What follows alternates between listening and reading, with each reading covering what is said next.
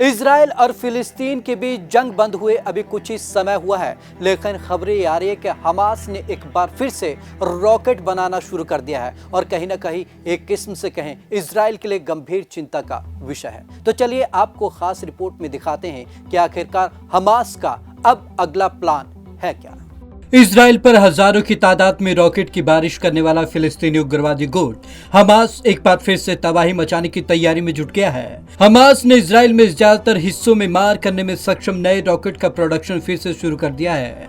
बताया जा रहा है कि हमास एक बार फिर से हजारों की तादाद में रॉकेट का जखीरा तैयार कर रहा है।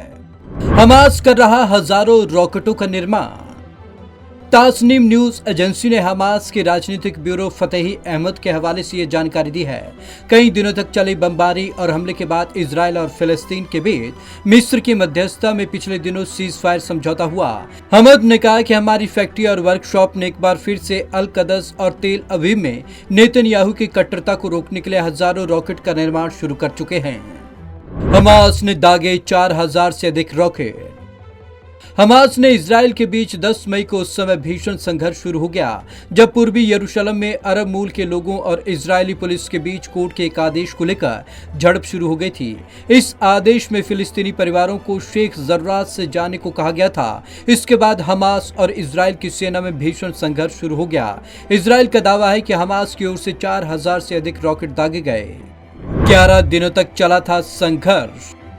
यह संघर्ष कुल 11 दिनों तक चला और केवल गाजा पट्टी में ही 243 लोग मारे गए। इसमें 66 बच्चे भी शामिल थे।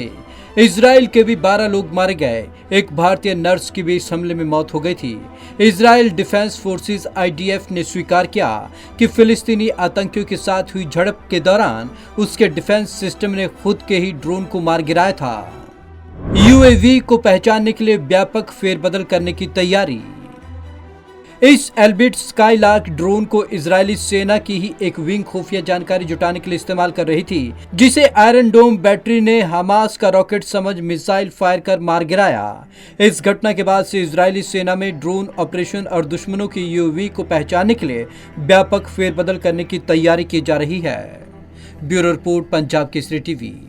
तो इजराइल और हमास के बीच जो जंग छिड़ी थी उसको मिस्र ने रोका, लेकिन एक बार फिर हमास सक्रिय हो गया है और उसने रॉकेट बनाने का काम फिर से शुरू कर दिया है। अब देखना ये होगा कि इजराइल इस पर क्या कुछ कड़ी कार्रवाई कुछ समय में कर पाता है या इजराइल भी पहले हमास की ओर इस कार्रवाई को लेकर देखता रहेगा। तो आज की इस खास रिपोर्ट में बस इतना ही। विवेक शर्मा को दीजिए इजाजत। नमस्कार।